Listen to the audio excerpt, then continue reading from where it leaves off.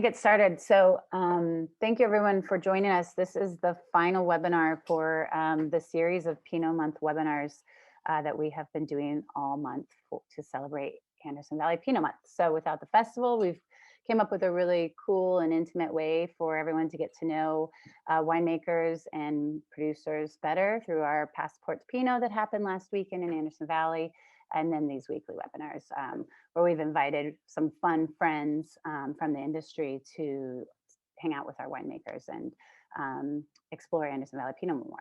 So all these webinars have been recorded at avwines.com/learn. And today we're very excited to go out with a super fun exit, food and wine. Everybody can get behind that.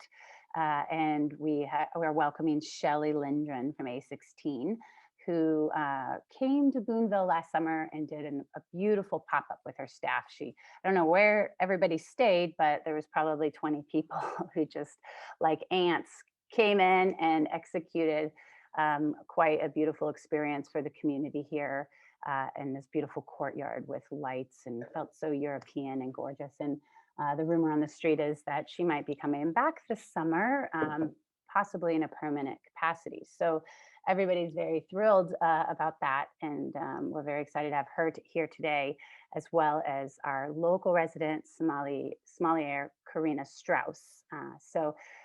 These two ladies are going to be taking us through a very fun webinar and some amazing wines, and we hope that you enjoy.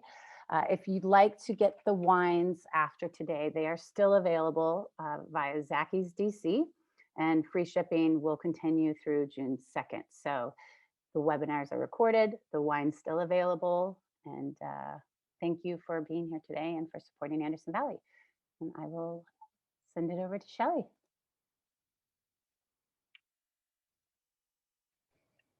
Hi, can everyone see me? I see I can see the screen and Courtney, but I am so excited for this hour. We've been able to have some roundtable discussions and taste the wines together and talk about the beautiful Anderson Valley and wine growers, and how special of a place it is, which we got to witness firsthand during the heart of the pandemic last year because of the generosity of Roger Scomenga and the Boonville Hotel and Johnny and Marcus and everyone who really made it possible for us to even think about doing a pop-up in this most beautiful part of California. We absolutely fell in love with it. And we can't wait every time we get a chance to come back. So hopefully we'll be able to come up there more and more.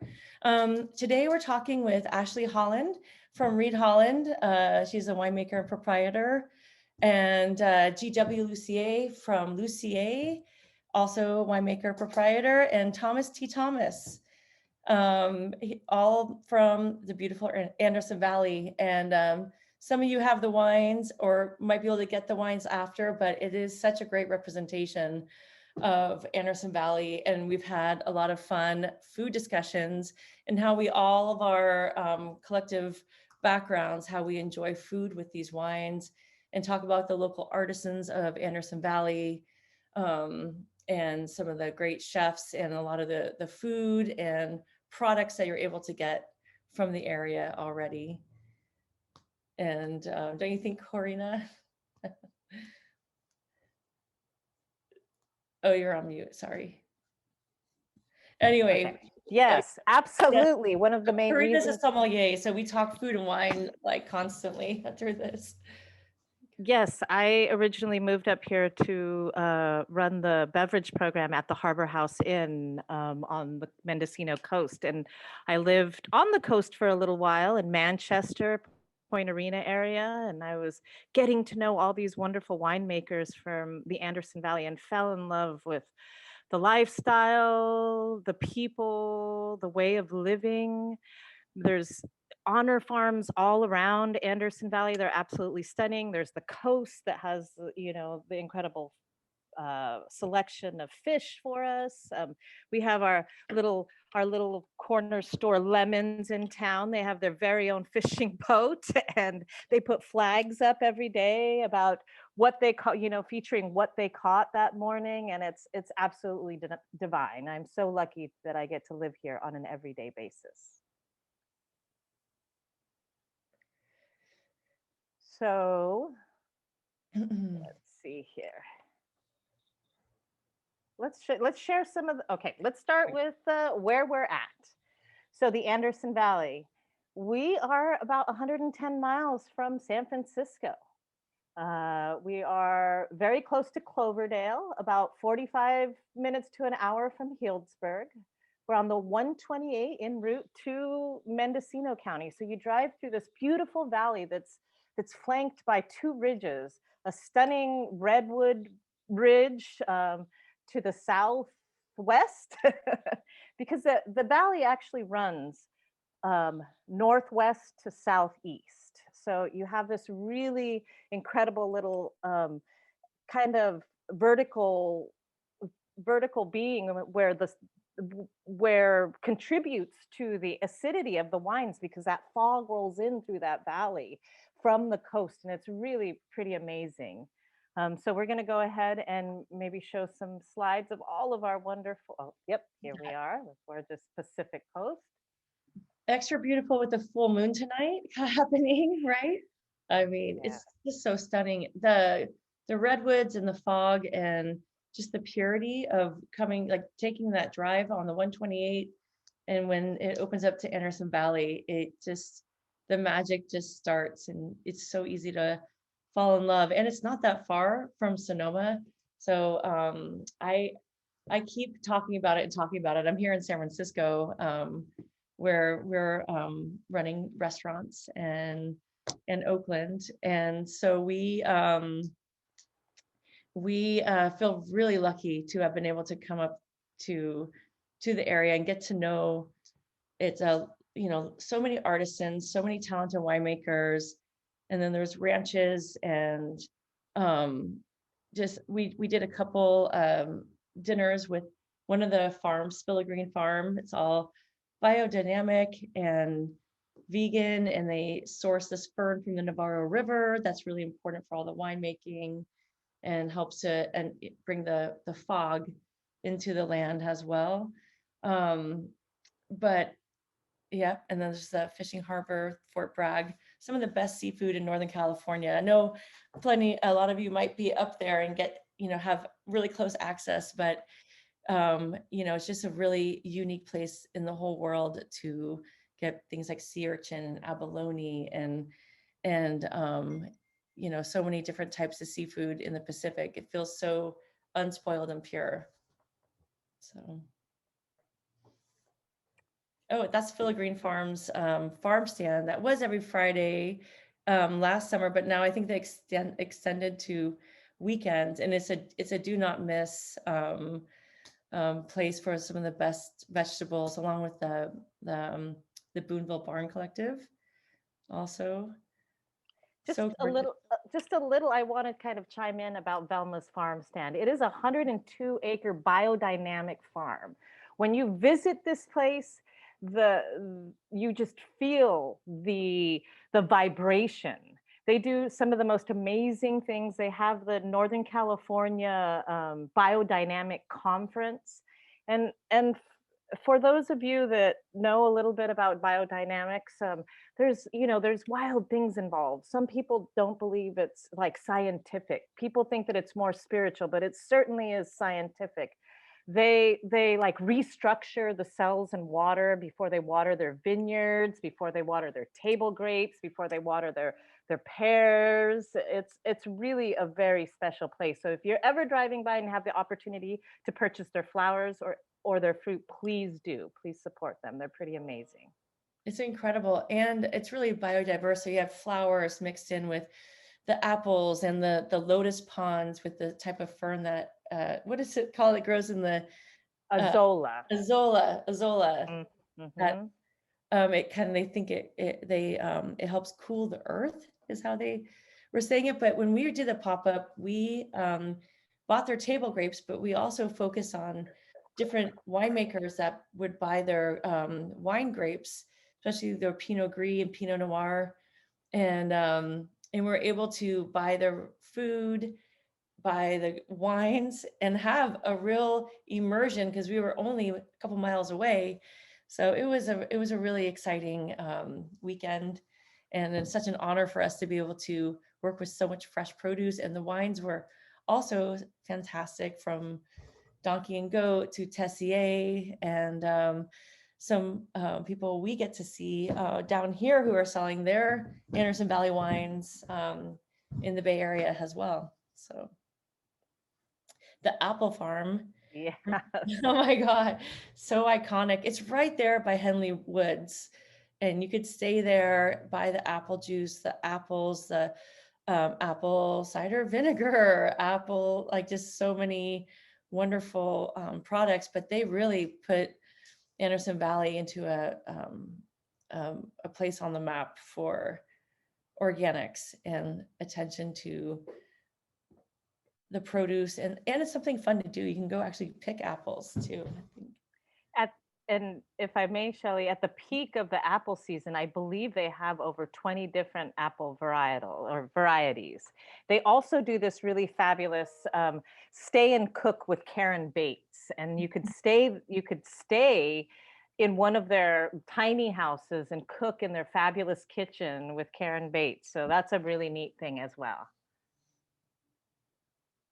Oh. Yep. The Espelette peppers, I think one of the main places in the country that is making these peppers. And there's Nacho, that everyone knows. You got to know Nacho in the area because he can do everything. Right? Yes, he farms grapes, he farms strawberries, he farms the Espelette peppers. I believe he farms these beans. He is like our wine grower farmer superstar here in the valley. And this powder, this like pepper powder, you can put it on absolutely everything. So at A16, we have a chili oil we put on our pizzas and beans, and we sort of like, we're all kind of slightly addicted to it. And this is one of these types of products where I have some in my cupboard here, and put it on avocado. I put it on so many things, morning, night, just adds that little like bit of spice to bring out the flavors of your food. And it won't overpower. It's not, I mean, look at that one that says extra spicy, but it doesn't overpower things like Pinot Noir if you just adds a little seasoning.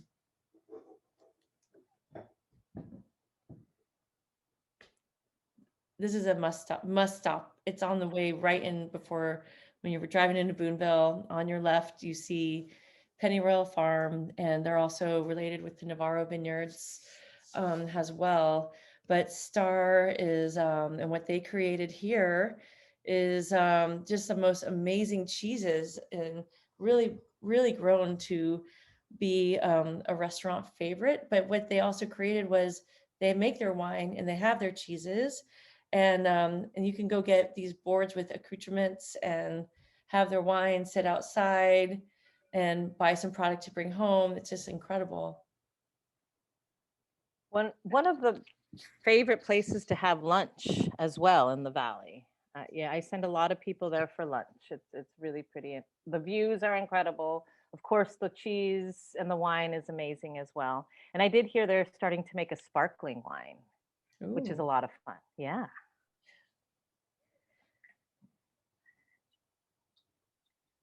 Ooh la la, one of Shelley's pizzas from this summer. That was I think our squash theme. We did a lot of different squash dishes. And I think this is the Harbor House Inn on the right with maybe some abalone. Yep. I grew up in North Bay, and it was I grew up in a town with a lot of firemen, and they used to go find abalone spots in free dive and get the abalone and just pound it out on the beach with some baguettes and some garlic and butter. And that's how my introduction to abalone. And I didn't grow up, having the luxury of eating it at my house. We didn't really buy it, but you can get it fresh off the coast. And experiencing that as a childhood memory, like every time I see abalone, I just I just can't, it's like my number one favorite, one of my number one favorite things. And it would be great with this Pinot in so many different ways. And whether it's in a pasta or like this grilled, just the texture is so firm and so much flavor. It's just a really like just one of the best products out of California, natural, especially in the seafood world. It's really hard to come by these days, but and then the bewildered Definitely. pigs in the middle. Yes, with Chef Janelle Weaver's homemade pate, and she really is an incredible asset to the community here as well. Um, really happy to have her. I mean, these are just a few of our fabulous restaurants in the Valley. We also have, of course, the Boonville Hotel and our beloved Lauren's, who always has incredible organic food for us, and it's kind of a cozy theme that is just kind of a feel-good meal of the evening. Karina, speaking of organics, we were talking about how Yorkville Cellars was the first certified organic winery in the US or Absolutely. Yep. In the US, I do believe. Yeah. That's Yep. amazing. And still till this day, or, they're farming organically, certified. Okay. So let's, yes. I'm unmuted. Yeah.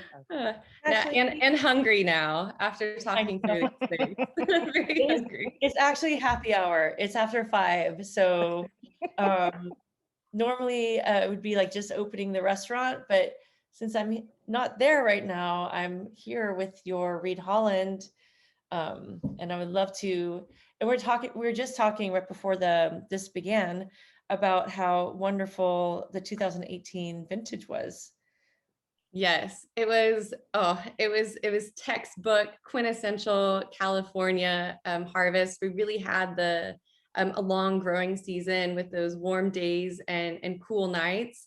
Normally around Labor Day, we have just a wall of fruit that we're staring down at the winery. And instead, everything at the winery was completely clean, and we were all just twiddling our thumbs like, where is this fruit?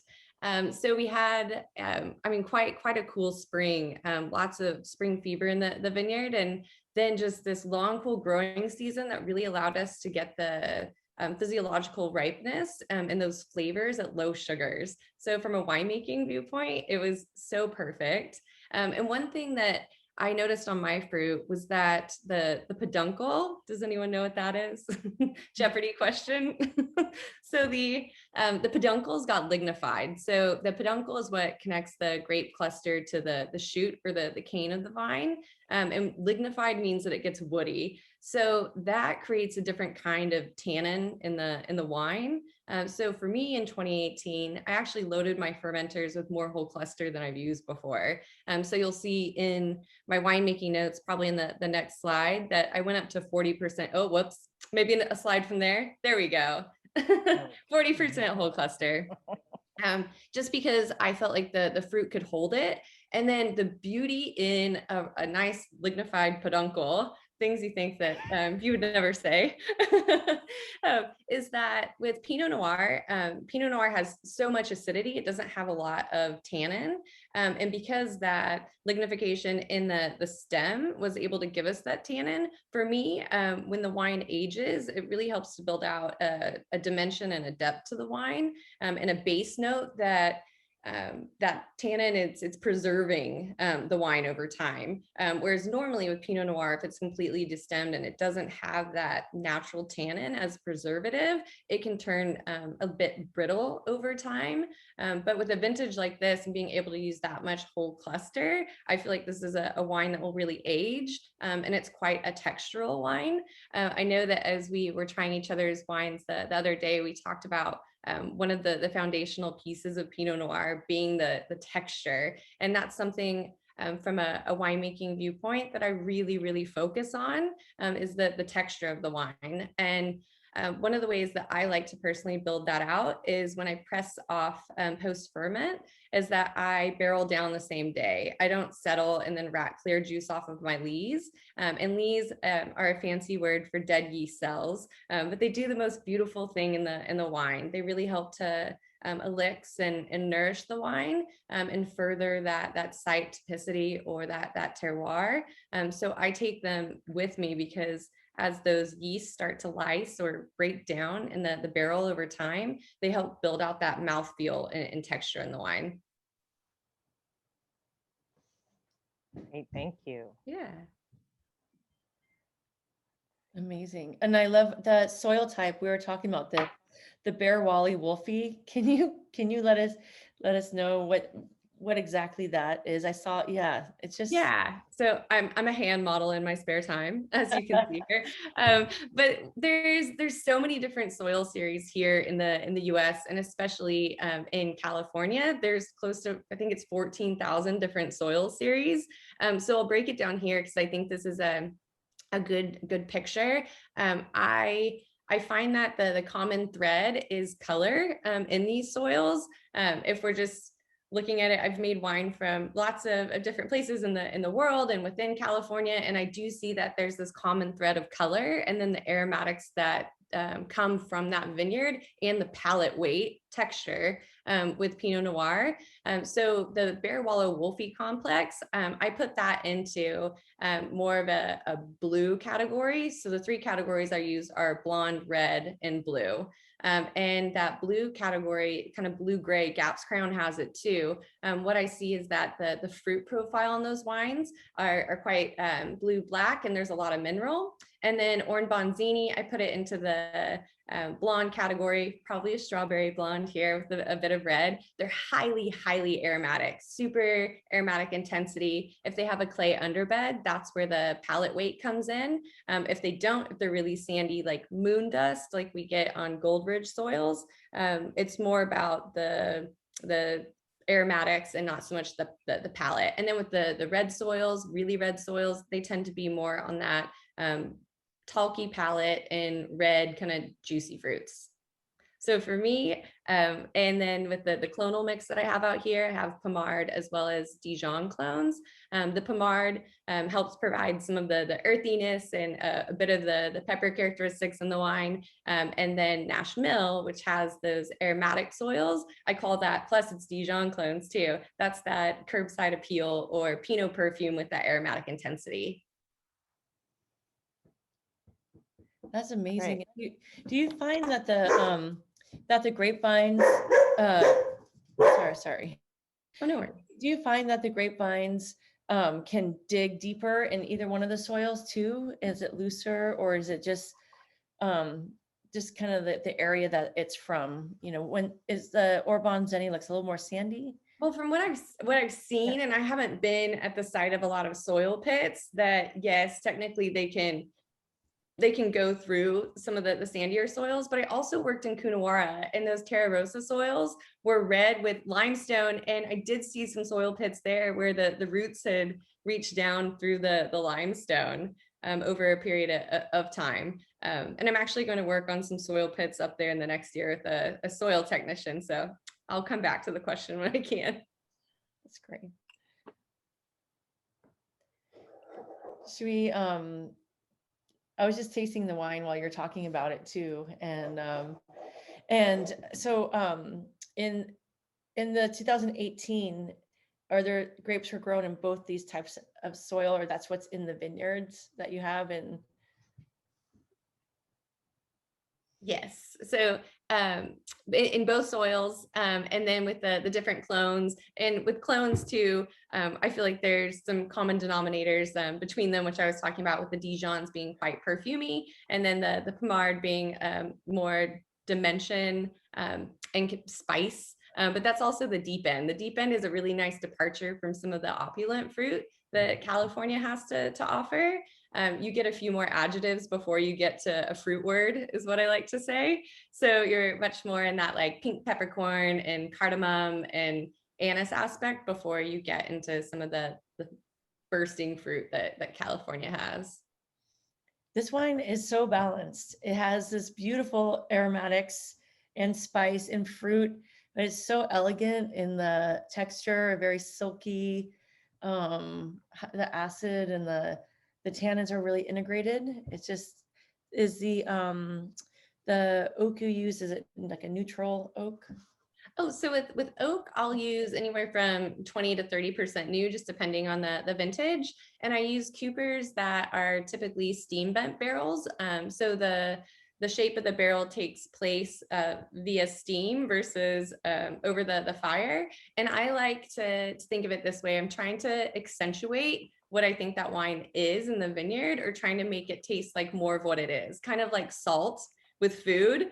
Salt is meant to make something taste like more of what it is. And I feel like a barrel can do that. And so I look at palate length with the coopers that I use, as well as what will help to put a shine on some of the whole cluster tannin, because that can be a bit sappy. And how will that wood tannin work with my whole cluster tannin, so that I get that balance. And so at press off, or a few days before press off, I'm tasting daily, because I do want that balance. There's definitely times where I feel like I'm pulling the tiger by the tail somewhat, just to achieve that balance. And it may have some rough edges, but then during élevage and in that said barrel, those things resolve. And in my mind's eye, as long as I can see it, I always hope it becomes balanced. And, we were talking before, when Ashley first came to making wine in Anderson Valley, she was coming from Sonoma and also had worked in New Zealand. Yeah. And it's great places for Pinot Noir, and found the fruit. And, I think everyone's experiences, as we're going to keep talking through, bring kind of your own, it's like your own evolution of making Pinot, but just making wine in Anderson Valley compared to Sonoma in New Zealand.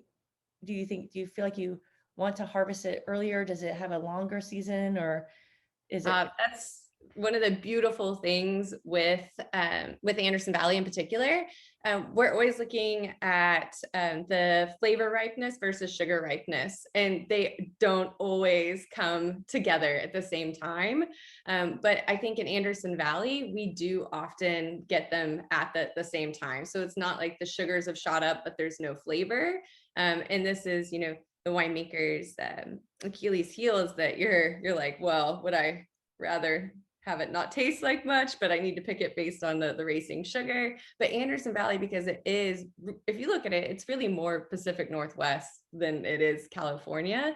And for that reason, I find that in Anderson Valley, as well as in New Zealand too, in the Awatiri, right outside of Marlborough, that you often get that flavor ripeness and sugar ripeness at lower sugars. So it is nice that you don't have to try to counterbalance a high alcohol in a wine. I love it. It's so good. Thank you. So integrated, so balanced, so beautiful. Good. What a beautiful job you did. Thank you. Okay.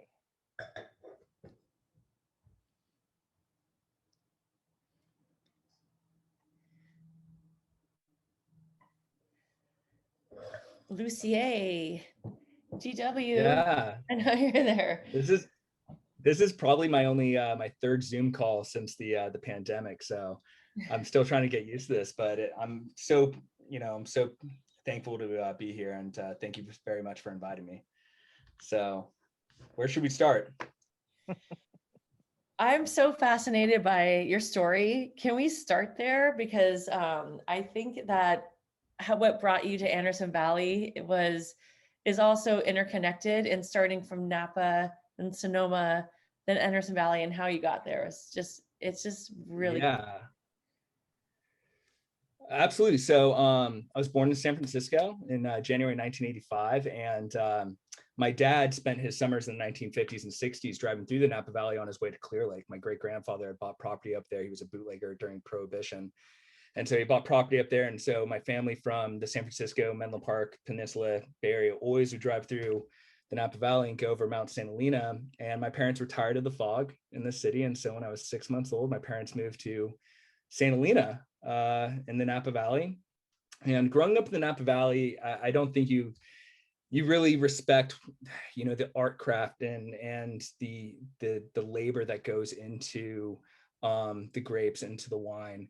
And but my first job was actually at the age of 14 at Restaurant de Trevigny. I got a summertime job and I worked in the Canonetta, and that was the first time that I was exposed to wine flights and pairings of wines with food. And I was absolutely fascinated by it. But then I was never interested in chemistry, never interested in mathematics, because I didn't know how it would serve a purpose for me. I was always into art and English and history. And I was actually, ironically enough, I was in first period chemistry class on September 11th. And at that time, I was really inspired to join the military.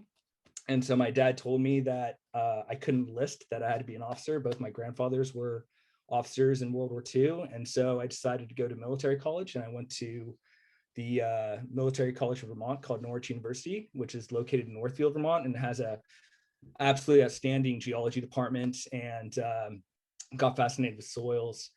And after graduating, I commissioned as a second lieutenant in the infantry. I went to U.S. Army Ranger School, Airborne School, Air Assault School. So I was jumping out of airplanes, rappelling out of helicopters, just to be qualified as an infantry officer. And I got stationed in Fort Riley, Kansas, which is probably one of the farthest places from the Napa Valley.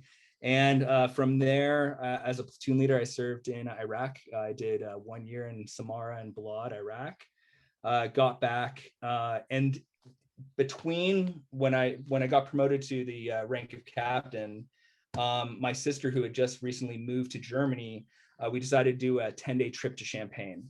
And that's when I really fell in love with Pinot Noir and Chardonnay and sparkling wines. And we didn't go to any of the big major houses. What we did is we decided to go to a farmer's market one day, and this gentleman behind the apple stand or the vegetable stand was saying, "Oh, are you interested in going wine tasting?" And we said, "Yeah." And so he directed us to this address, and we were driving through this residential neighborhood, not knowing, it wasn't your typical wine country. And there's this gentleman with his son building their cellar. And we asked, my sister speaks French fluently. She went to the University of Bordeaux during her junior year of college. And so she asked if this was the right address and that we could go back and taste with them. And they took us into our backyard. And this is where I really felt the connection between wine and people and socialization when it came to welcoming people, hospitality, and being in a backyard with a bunch of dogs running around, and his wife coming out and discussing all these different single vineyard designate champagnes that he had. And then we continued up to the hill of Jovier, and we continued to have this incredible, almost like backstage experience in regards to going into people's backyards and these small producers. And that's why I love small produced wines, is because it was truly intimate. But I still had some years for military service. And so I went back to Fort Benning, Georgia, the captain's career course, where I got qualified to be a battalion assistant operations officer and eventually a company commander. And I got stationed in Vilseck, Germany, which is in Bavaria. And during my times in 3 years in Germany, I was really able to go back to France, to Alsace, and experience, and especially in Bavaria, where in my hometown, there were 3 breweries. And to see that food pairings with a beverage, whether it's beer or wine, or going to, even in Germany, their wine fest and what they pair during the spring with that, it comes hand in hand. And it's always with the growing season. And I really had an appreciation for that. And so then I went as a company commander. I was in charge of 170 soldiers, and I did a one more combat tour in Kandahar, Afghanistan. And when I got back, I started talking to my girlfriend, now my wife, and she comes from a farming family. And so we got back, and I didn't tell you this the other day, but then I ended up going for a year to deep sea diving school in Jacksonville, Florida, because I just needed some kind of adventure and experience. So I was like welding underwater, and I was scuba diving, and which led me to free diving with abalone when I got back to California. And but something that was really wonderful with my wife's family was that they were completely self-sustaining family. So we raise our own cattle, our own pork, and all of our own vegetables. We can our own tuna. My wife has never had store-bought tuna. We can that ourselves, and we get it from a fisherman off the coast. But sorry, segueing back into the wine industry. It was hard out of the military finding work. I just went on to wine jobs and I started sending my resume off, but all I had was military experience and just didn't translate. And so I got a job working minimum wage at Sonoma County Meat Co., which was a great experience. I was driving over the hill and cutting up meat, and really was once again experiencing food and, you know, really the craft of appreciating animals and how we care for them and how we harvest them and how we cook them. And it wasn't until 2015 when I was playing in the Santa Elena Bocce League, and the cellar master at Pairings at the time, his name is Matt Peterson. He was asking around for interns, and I got an internship at Pairings, and really got my first exposure to the wine industry, and I absolutely fell in love with it.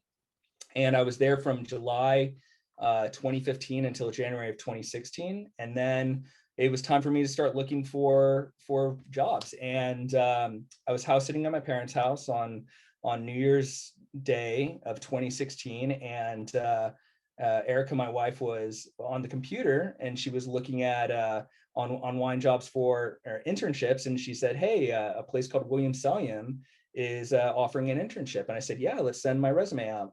And it probably was 2 days later that I got an email saying, "GW, John Dyson, our owner, and he's a Vietnam veteran, would love to see you, and could you come in for an interview?" And I didn't think anything of it. And the first thing that I did when I got there was I had my internship interview.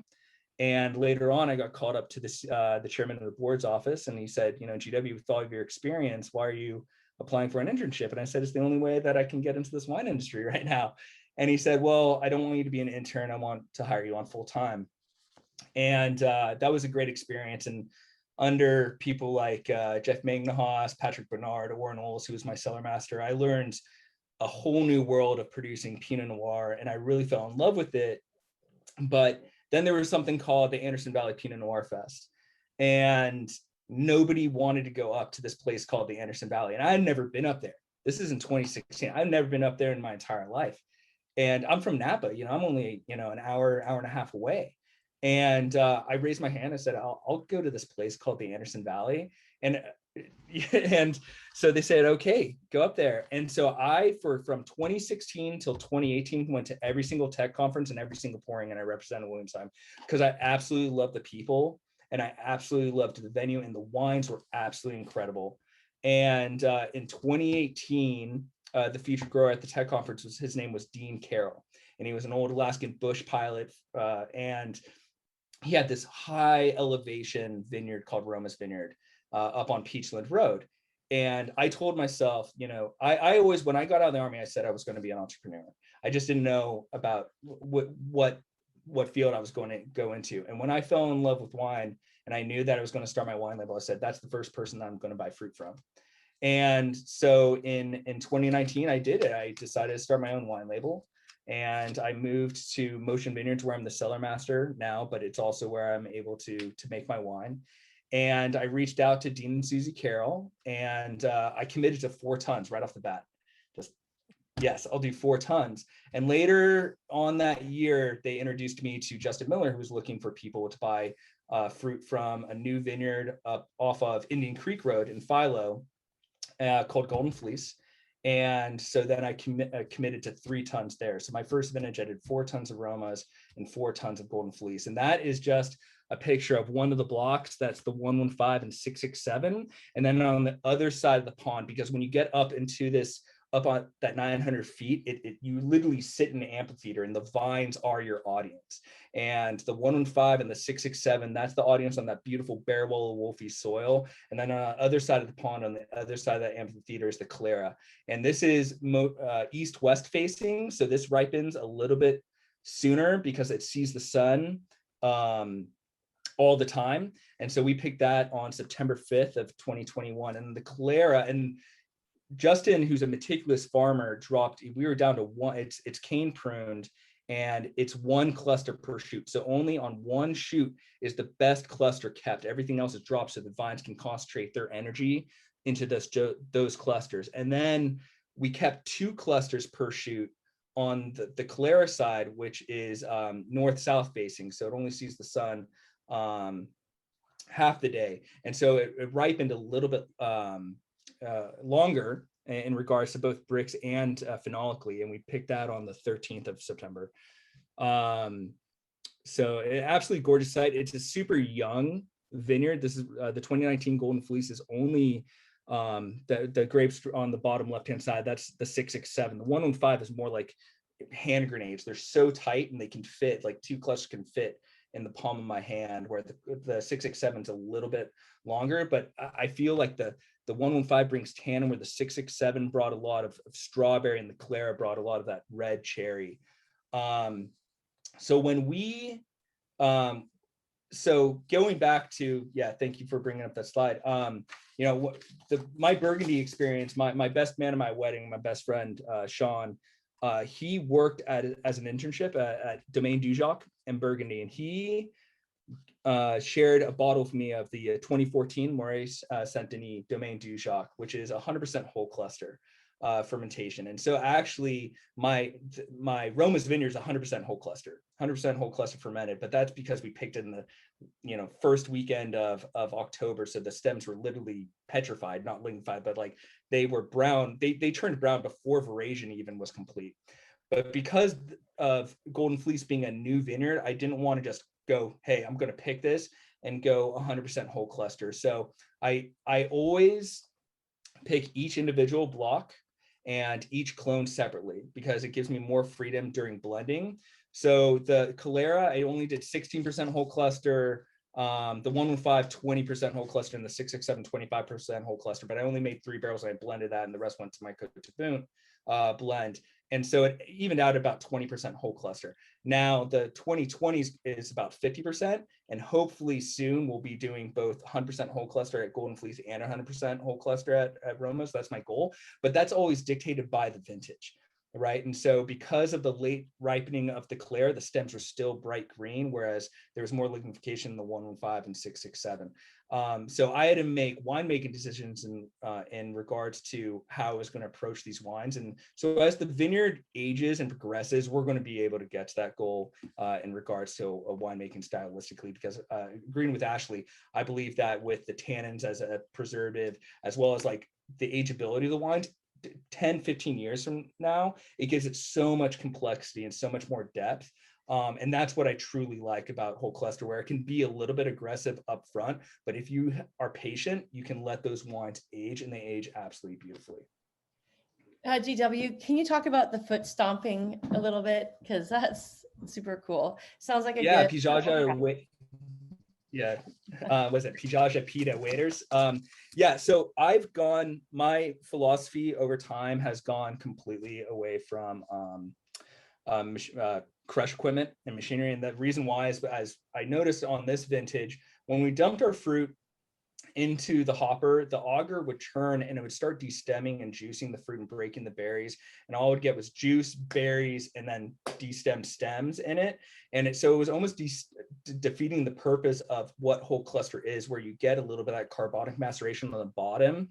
And so I've actually moved to going 100%. I bought myself a pitchfork, and I just pitchfork everything in. So I sort in the vineyards, and then as I pitchfork into either the destemmer or doing the whole clusters into the fermenter, people just pick out the leaves and the unripened fruit. And that's how I go, because I can keep the integrity of the whole cluster. When I was at Williams-Sonoma, this was a big thing that Bert Williams brought along, which was the fishing waders jumping into the tank and homogenizing the juice with the fruit to kind of get an even, after you foot stomp, it's spreading the yeast, it's spreading the juice evenly, so you get an even expression of the actual ferment, what's going on with the ferment across the fermenter, because they're using these big dairy tanks. But I remember talking to our assistant winemaker Patrick Bernard, and I did this trial with Sean, my buddy, with when we made some old vine Carignan, where we're like, hey, you know, what's better if you go through and you foot stomp the entire way through, or if you go to punch downs?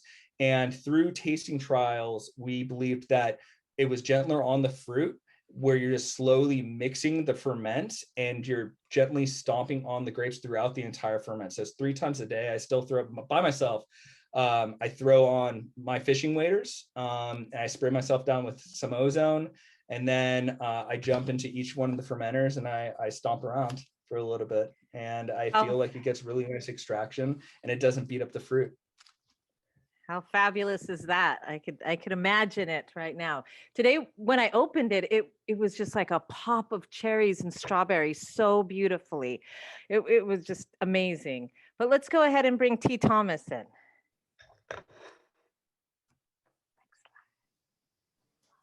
Okay. Thank you, GW. That's amazing. T. Thomas, chef, and fell into wine a little bit later, and we were talking about before. He's been at his vineyard today, doing some hard work as well. Do you want to? Well, we were going to talk about the label has it as well, which he also did. Has the artist? It's a hand painted label. I don't know if everyone can see it. I'm not sure, but it's got a good story. T. Thomas, are you there? Yes, I'm here. Oh, here Can you go. you guys hear me okay? Yeah. Oh wow, that's the slope. That's your Rocky Balboa run up the steep hill. Yeah, that's what we call Buster's Hill. We bought the property in 2001, and it was called Buster's Hilltop. So, you know, Buster must have been some gentleman, you know, from years ago, and so we decided we make a wine off that hill, and that's looking north to northwest, you know, up the Anderson Valley. We sit above Goldeneye. That's their vineyard in their production facility, and next to them is Savoy Vineyards, and so we feel like we're in pretty good company. Our vineyard started about 270 feet above sea level, which is the bottom of this, and we go up to about 450 feet. So they're in a flat space up here. This is fairly steep. We have its sister, Buster's Sisters, is steep as well. It's more to the west orientation. This is northwest orientation. We have a little bit more of a gentle slope on the other side, southeast orientation. But yeah, the way I got into this was, you know, I moved to California in my early 30s, and I wasn't much of a wine drinker. And once I moved out here, everybody was drinking wine. So I said, let me go ahead and start that process. And it was really interesting, you know, 10 years in, and a friend of mine, because I'm a financial person, so I worked in biotech. I worked for Genentech, and so a good friend of mine at the time, he and I really liked wine and we loved cooking. So he said, well, why don't we go to France? And so we went to Burgundy in 1999, and I tell you, that changed my life. I'd never seen anything like Burgundy before in my life. As far as the eye could see, you saw nothing but vineyards. And what was really fascinating to me is that, you know, they've been doing this 600, 700, 800 years. And so the economy was all around the wine. So you had the restaurants and you had the vineyards, which were on the slopes, and all the business and everything was in support of wine.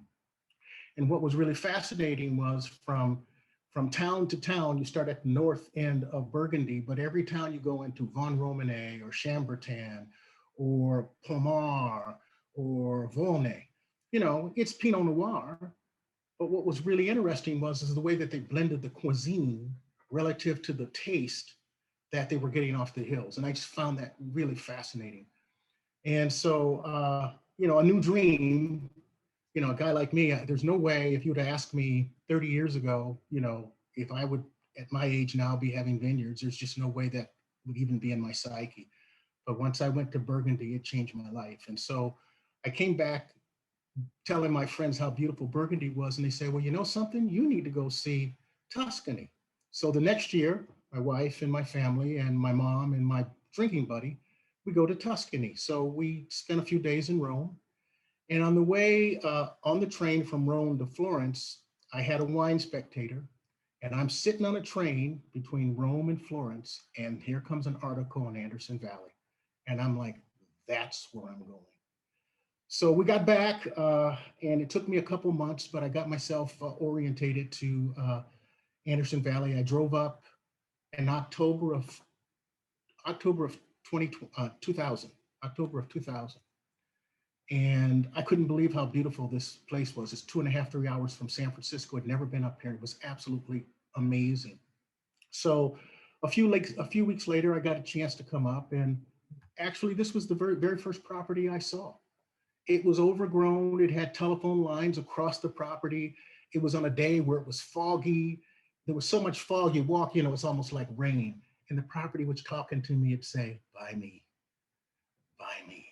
I swear I could hear it, and I'm thinking, I can't buy the first thing. So, we took several more weeks and we looked at properties, and lo and behold, I came back and I bought this. And so for the first few years, we cleaned it up, took out all the trees that didn't belong here, took the telephone wires and put them underground, built a house, because I love driving to Anderson Valley, but I hated having to turn around and drive back.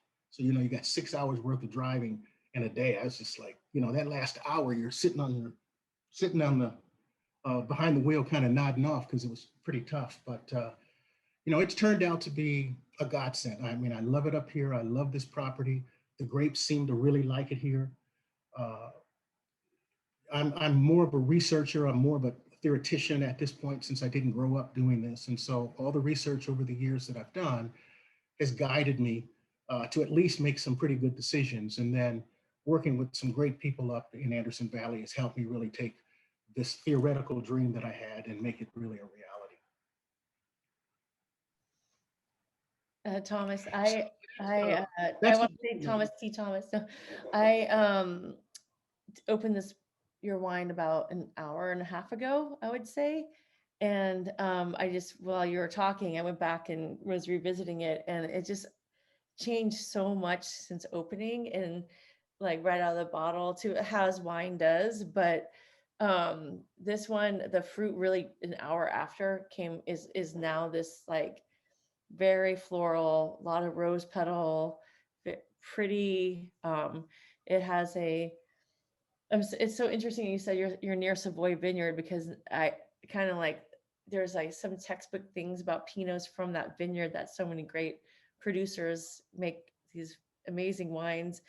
But I just think that it's just opened up so beautifully. Like, initially, you get more of the right out of the bottle. It's kind of, Barolo does the same thing. You get some of the oak, you get, and it's not quite has integrated. It's beautiful and balanced, but something really magical happened in this past hour where I really had a chance to open up, and it's really beautiful. Great job. So I really take a lot of my thoughts from Burgundy. I know this is not Burgundy. We're a lot warmer. Ashley and I were talking the other day, and I didn't say it at the time, but my North Star is Chambolle-Musigny, because of the flowers, because of the femininity of the wine, because the purity of the fruit. That to me is power, right? And so when I was doing my research, the wines that I really liked, and this is over a 10, 15-year period, the wines I really liked, I would write down, I would go find out what the clones were, all those kinds of things. And so when it came time for me to plant, I knew what I wanted to plant, because I knew the flavor profiles that I wanted to reach for. And you're right, the wines, they need time. The worst thing you can do is open up my wines and drink them. You have to let them sit. And when you let them sit, there's a whole nother character that sits underneath, because the 2018s are very tight. I mean, I've got my two reserve wines. One of the wine writers essentially said, you're going to need to sit on this for 6 or 7 years before you even approach it. I want a wine, when you spend your money, I want that wine to be a wine that you can sit on for many years and still enjoy. But this is the property and the way. Go ahead. Thomas, if I may, I feel like it's incredibly simple when you decant it. Like if someone wanted to drink it, with a meal within the next year or two, I definitely believe it benefits from decanting. But I believe all these wines are just incredibly age-worthy. So I just kind of wanted to chime in on that. Like if I agreed that this is an aging wine, or this wine is going to age beautifully.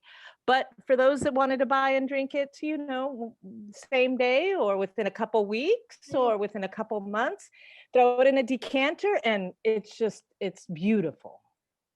Yes, so this is our entry level wine. So it's no new oak, and it's really made for short-term consumption. So you're right.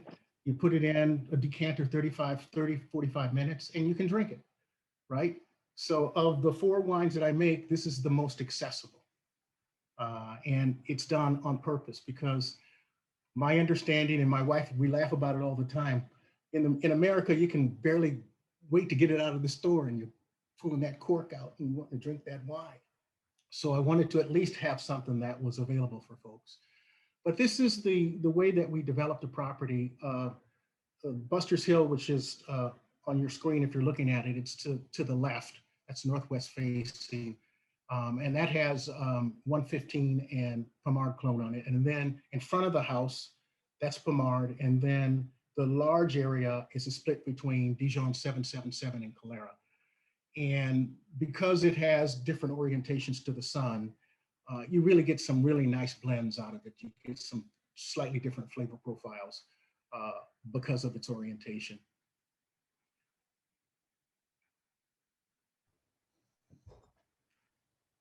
So here's just a reflection of the property itself. I don't have the fancy names for the soils. I mean, I just got the technical reports. I never went back and got the names, but it's more of a clay loam. And, from my understanding is that clay loam, you're going to get wines with power to them. And those are the 4 clones. And what we do, I've been working with, I think most of you know, I didn't come from this area. So I've been working with Randy Schock at Handley. I've been working with Handley the last few years. They've been helping me to work myself into, a full-fledged winery. I have a winery here that I built when I put in the vineyards. But I've been working with them and they've been exceedingly helpful. So with his skilled hands, we do a bunch of experimentation, not a lot of whole cluster. We try to pick at 23-ish bricks. And we do something fun with the yeast. We'll use native yeast on the Pommard and the Calera, and we'll use commercial yeast. We use the Williams Sellium yeast on the Dijon clones. And what I find is that it really brightens up those clones. And this particular wine, 10 months aged, no new oak, 1 year, 2 year neutral barrels. We typically go with the reserve wines, we'll go up to 40%. But with this wine, it's no new oak. So we're trying to get accessibility early. And the elevation, as you said, as I've said before, 270 feet to about 450 feet. So in the flat area up here, and a day working here, you get your workout. Anybody who wants to go to the gym after this, crazy to me. I mean,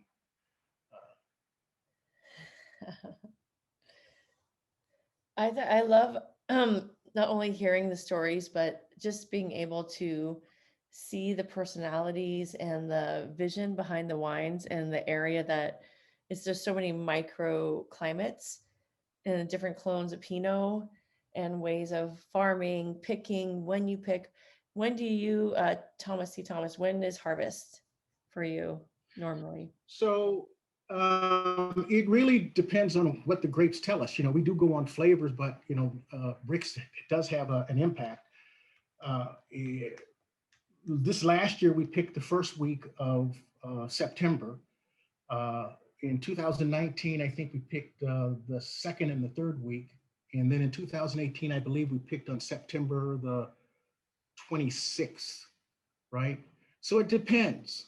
It really depends. What we do to try to mitigate 2 things. First of all, frost. And then secondly, because of the nice heat we've been having, we wait as long as we possibly can to prune so that we can try to mitigate the sugars running away from the phenolic development of the grapes.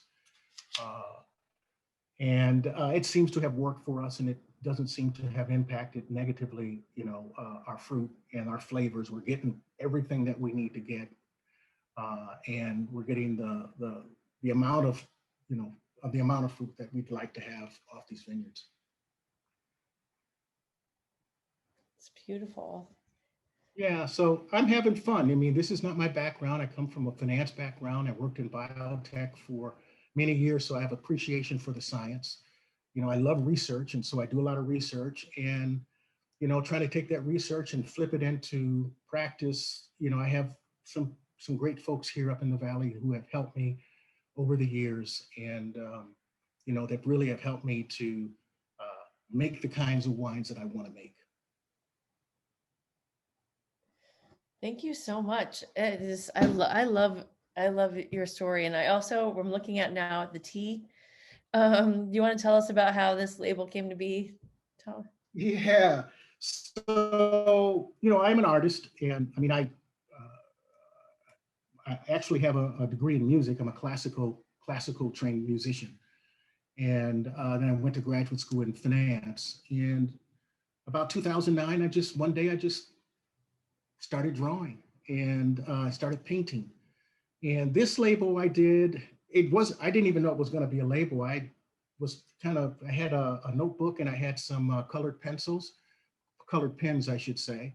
And this just came out of me. And it just kind of sat in that notebook. And my oldest son, who's, he's 30, he looked at it and says, "Dad, that's a T." I'm like, "Huh?" I didn't even know it was a T. He says, "That's a T, Dad." I'm like, "Okay." And he really liked it, right? He thought it was retro. And he said, "That reminds me of the 70s, right?" And he really liked it. And so one of the things for me that's really important, I have two sons, one's 27, one's 30, is that I want the young people to not see wine as such an obstacle, right? So I wanted to make a label that had a little bit of fun to it, something that would draw them in. And something that wasn't so serious. That was really my approach to it. And so they liked it, being in their mid-20s at the time, they liked it. So I said, well, cool, let me use it, because that will draw young people. And what's really interesting, all the young people that are my son's age, they all like this tea. And I'll ask them just to see what they say. They like it. And so that was my motivation of using that. And I didn't plan it that way. And then when I talked to one of the guys who was doing all of the literature, all the labeling, and all the supporting marketing materials, he said it's a minimum of $10,000 to do all of that. I'm like, nah, we're going to figure out a way of doing this, because 10 grand's a lot of money. So that's kind of how it, for us, that's how we got there. And we just saw that this is available to, you can get it at Disco Ranch, this wine with Wendy. Yes, this is at Disco. Wendy has this, and she also has the estate wine as well. Awesome. And we're looking at, we're talking about the different labels, and I see like right next to the right is the Reed Holland label, and Ashley is the Holland of this label.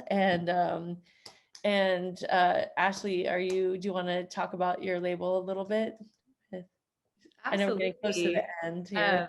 I am not that artistically inclined. I definitely had some ideas of when we were working on the concept of Reed Holland, what I thought it should look like, but then we weren't able to find something necessarily that we could all agree on. And then I went to a Friendsgiving, and I was so lucky to be seated next to the Chuck House. He is responsible for so many of the most iconic labels in California. And I was even a bit intimidated. I thought, I'm not going to talk to him about my wine. But it did come up. A friend across the table said, "Hey, Chuck, Ashley has her own wine." And he was very, very kind and taking an interest in the story as to why I was in Anderson Valley. And he said he had some ideas and that he wanted to help me with my label. And he came up with 24 different labels. He went up to Anderson Valley. He spent time there. He went to the museum. He got really interested in bootling, what was the local language up there at one time, and he came up with this concept of beach meets bootling, and then with the agricultural history of Anderson Valley, that's where the colors come from, just from the earth, and then with the script of the letters of our last names, the Reed Holland, he wanted to personify those. So with the Reeds, it's the structure, the foundation, the business minded side, and with the Holland, more of the whimsy and creative side of being in the winery. I love that. Hey, there was a question for you, Ashley, on the Q&A. Oh yeah. And they were wondering who your key mentors were as you learned to be a winemaker. One is the gentleman I worked with in New Zealand, Dave Clouston. He's responsible for pushing me into the deep end of the pool and saying, "Can you swim yet?" Literally, that's where you were making wine, in the deep end. in the deep end, yes.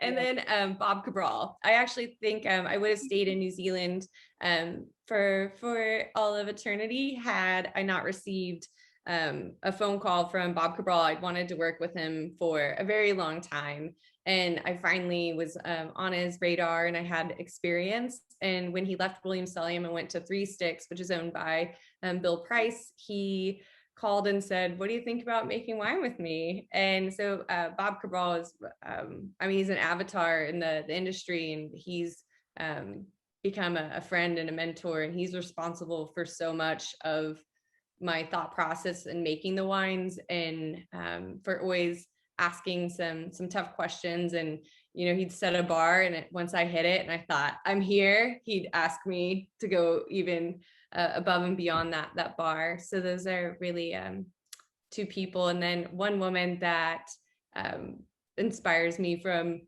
the other world at this point is Anne-Claude Leflevre, and her story, and I just think the world of her too.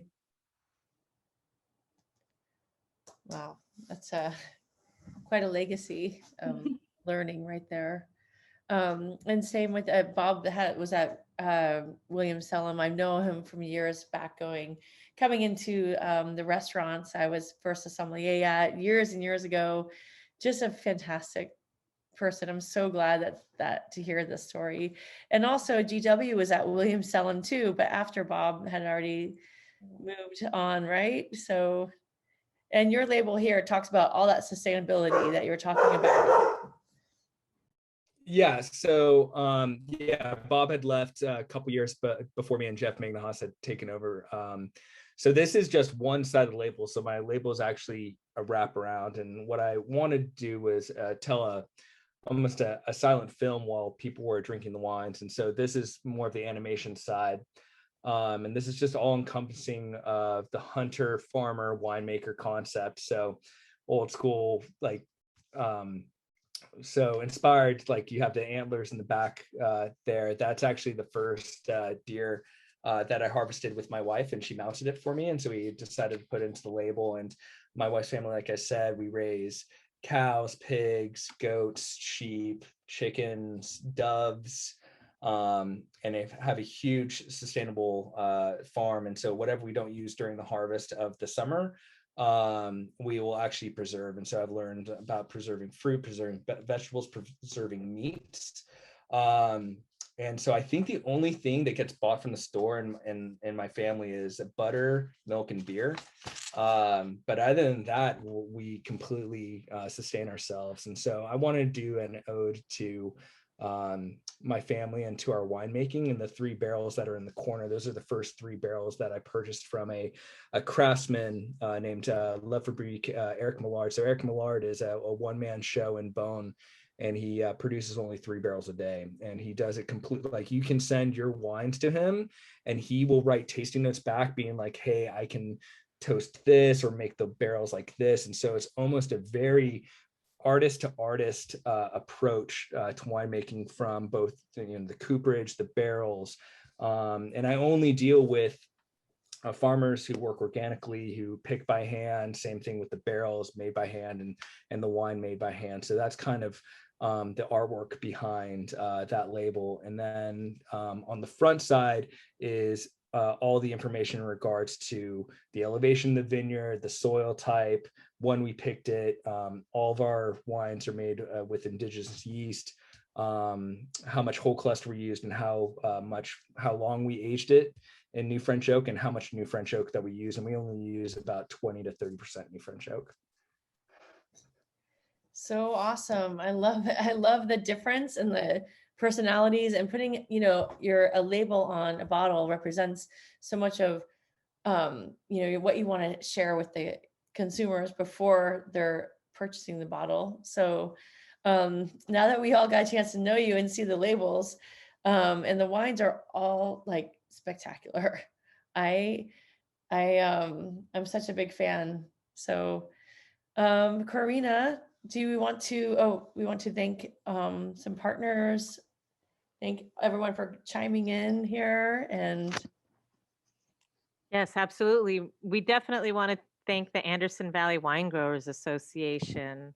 I mean, they do an incredible job in trying to get the word of Anderson Valley out. And unfortunately, we weren't able to have the Pinot Fest, but we will be having it next year. And hopefully our Winter White Wine Festival as well. But I think we kind of talked about in last week about maybe asking the winemakers their favorite Pinot pairings. What do you think about that? I love it. T. Thomas, what's your favorite Pinot pairing today? It might be chicken. Oh, I have so many. A grilled chicken or a real nice grilled pork shoulder. Oh, both of those are just, they're just delicious. How about you, Ashley? I love food so much. I really enjoy this time of year. I'll maybe stay there. Lamb loin chops with a green herby sauce. And so I just chop up a bunch of parsley, a touch of basil, either oregano or thyme, and put that on post grill. Those are quite delicious. And then with chicken, just a roasted chicken marinated in yogurt with a bit of harissa, I think is delicious, with Pinot in particular. Always cheese, for cheeses that I think are readily available across the US, Parmesan, or from Reggiano, the crystally, that salt component goes really well with tannin, and Comté I think goes quite nicely. And I do mushroom hunt, so I do love it when I can get, now I'm going out of this time of year, porcini and black trumpets, yellow feet, those go quite well with Pinot too. Yeah, that sounds like the perfect goes together match too. Oh my gosh. It is getting close to dinner time, I am aware. Like, that sounds great. How about GW? I can only imagine what's cooking. So we just harvested 3 pigs from up on Fish Rock Road, so on your way to the Anderson Valley. And I smoked 2 racks of ribs just with black pepper and garlic salt. And you set it at 180 degrees on your smoker, and you just spritz the ribs with Apple Farm apple cider vinegar in a spray bottle. Every hour, you wrap it in tin foil, a little apple cider vinegar to keep it moist while it steams. And then you pull it out, and you can either do a mustard sauce or just let it be naked. And I'm also a big fan of foie gras, and I spent a lot of time up in Montreal and went on kind of a foie gras tour. But your hat, Martin Picard. Oh, this is my Jove beef hat. But I dined at also Au Pied de Couchon, which is Martin Picard's restaurant up there, and I had duck in a can. And what he does is he takes the whole duck and he takes all the accoutrements and puts it in a can. He seals it, cooks the can, and when it comes out, he puts it right on the plate and just comes out of the can. I can't express enough how pork and duck go well with Pinot Noir. So those are my absolute favorites. Yeah, you can't see. I have a glass here. Lucie. So much fun. And if there's any questions at all, this is a good time to send in some Q&A as we wrap up. But I see there's a couple more. Great. And Courtney, thank you for organizing everyone and inviting us to join in and share. So much fun. I cannot wait to come up and visit Anderson Valley. I'm like missing it, just talking about everyone. So when are you coming up next, Shelley? I wish it was tomorrow. I might come up soon. I'm gonna I want to do a visit to Signal Ridge Vineyard. There's a Women in Wine project we're working on launching with my friend Kitty, and it's just there's a Signal Ridge Pinot involved that Joanna made. Joanna makes for the Signal Ridge Vineyards. So it's really fun. What's great about Anderson Valley in particular is that it is a community and it brings together so many diverse styles of winemaking and people, but everybody is so friendly and so welcoming and so helpful. And that's really important in wine communities, wine and food communities, where we all support each other 100%. It's just such a magical place. So. Absolutely. I think we all agree. I'd like to thank everyone today for joining us. Thank you for your time and thank you for being here. And thank you, Shelley. We have lots more Anderson Valley Pinot to dive into. It's like I talk with a lot of people like visiting the city, and they all, just being able to have been there in person last year, especially during such a difficult time, and you really can get to know everyone pretty quick. And a couple of times when I've gone back, I've run into people. I feel like it's a small town that you grew up in, and I'm just the biggest fan of Anderson Valley. So I feel very lucky to have spent time there, and I look forward to hopefully spending more time there. So thank you, Ashley, Thomas T. Thomas, GW, Karina, Courtney. Yes. Enjoy your nights, and then next stop, Anderson Valley. That's right. Thank you. Thank you. Everyone.